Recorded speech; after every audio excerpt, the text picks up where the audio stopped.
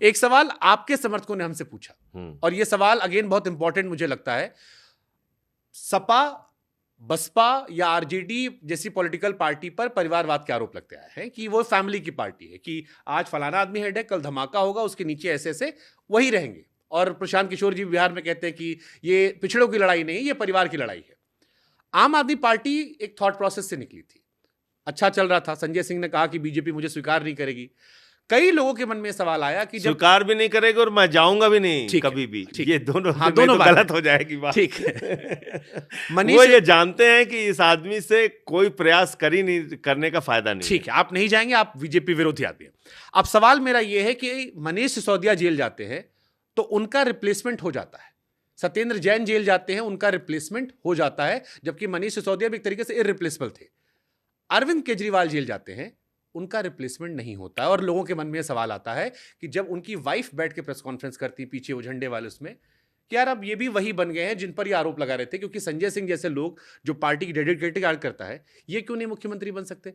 क्यों उनकी वाइफ जो पॉलिटिकली एक्टिव नहीं थी? क्योंकि संजय सिंह के नाम पे लोगों ने वोट नहीं दिया है सर। हमने नारा लगाया 5 साल केजरीवाल, तो उनकी वाइफ के नाम पे भी नहीं था।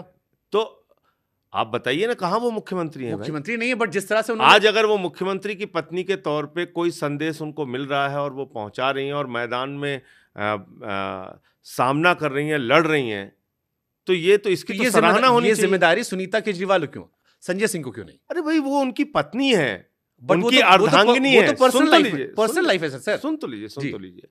आज एक पॉलिटिकल कारण से उनके पति को जेल में डाला गया है, और अगर एक पत्नी के तौर पे उनकी लड़ाई को वो आगे बढ़ के लड़ रही हैं तो इसकी सराहना होनी चाहिए। वो किसी पद के लिए नहीं लड़ रही हैं, ये अपनी बात किसी के माध्यम से आज अगर केजरीवाल जी पहुंचा सकते हैं तो वह है सुनीता केजरीवाल जी, उनकी पत्नी। संजय सिंह क्यों नहीं?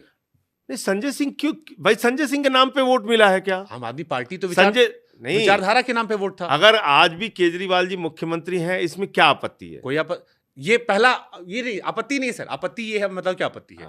आपत्ति लगाने वाले ये कहते हैं कि ये गलत परंपरा की शुरुआत कर दी गई है कि अगर कल को कोई भी पॉलिटिकल पार्टी, मान लीजिए बीजेपी भी विपक्ष में होती है, कभी ना कभी तो जाएगी, तो कोई भी नेता, जो बड़ा नेता जेल में रहेगा, वो सरकार चलाता रहेगा, वो कहेगा जी ये तो पॉलिटिकल आरोप लगे हैं, अभी जस्ट क्लियर थोड़ी ना हुआ है, जब फैसला आएगा तब देखा जाएगा। बट वो जो एक पॉलिटिकल में नैतिकता की बात होती थी, जैसे नीतीश जी ने एक जमाने में इस्तीफा दे दिया था, एकदम रेल दुर्घटना के बाद, अब इसका जवाब वो नैतिकता गायब हो गई। अब वो जवाब इसका दे दूं।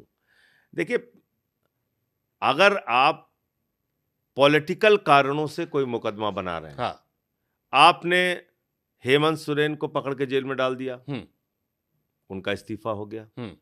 आपने केजरीवाल को पकड़ के जेल में डाल दिया, वो इस्तीफा नहीं दिए।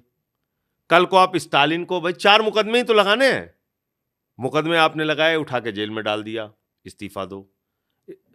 विजयन जी को पकड़ा, जेल में डाल दिया, इस्तीफा दो। तो फिर ममता बनर्जी को, आधार पर सर, शुभांकर जी एक मिनट अपनी बात पूरी कर लो। ममता बनर्जी को पकड़ के जेल में डाल दिया, इस्तीफा दो। भगवंत मान को पकड़ के जेल में डाल दिया, इस्तीफा दो। तो अगर ये परंपरा शुरू हो जाएगी तो आप समझिए कि देश के गृह मंत्री और प्रधानमंत्री भी कानून के दायरे से बाहर नहीं है। ट्रू। उन पे भी अगर 4 मुकदमे कल को बंगाल में लिखे गए, ट्रू, और वहां की पुलिस आके कहती है नहीं साहब चलिए थाने, आपको जांच में हिस्सा लेना है, और पुलिस ने उनको वहां रोक लिया, वो इस्तीफा दें, ये रुकेगी नहीं। संजय जी, ये कैसे तय होगा? फिर ये सवाल मन में आता है, क्योंकि एक जमाने में आप भी ये कोर्ट को तय कार्यकर्ता के तौर पर आए, आपका भी थॉट प्रोसेस था। 3 बार गए ना। आज जो संजय सिंह को देख के बड़ा हो रहा है नेता, जो लड़का देख रहा है, अब वो ये कैसे यकीन करेगा? बिकॉज हर पॉलिटिकल पार्टी के हम दूध के धुले हैं। वो बिल्कुल यकीन करेगा, उसको ये मालूम है कि ये राजनीतिक कारणों से मुकदमा बनाया जा रहा है। तो फिर साथ की साथ वो यकीन करेगा कि अजीत पवार से प्रधानमंत्री जी को प्रॉब्लम नहीं है, जिसपे वो 70,000 करोड़ के घोटाले का आरोप लगाते हैं। छगन भुजबल से प्रॉब्लम नहीं है, जनार्दन रेड्डी से प्रॉब्लम नहीं है, नारायण राणे से प्रॉब्लम नहीं है, अशोक चौहान से प्रॉब्लम नहीं है, येदुरप्पा से प्रॉब्लम नहीं है, मुकुल राय से प्रॉब्लम नहीं है, शुभेंदु अधिकारी से प्रॉब्लम नहीं है, हेमंत विश्व शर्मा से प्रॉब्लम नहीं है।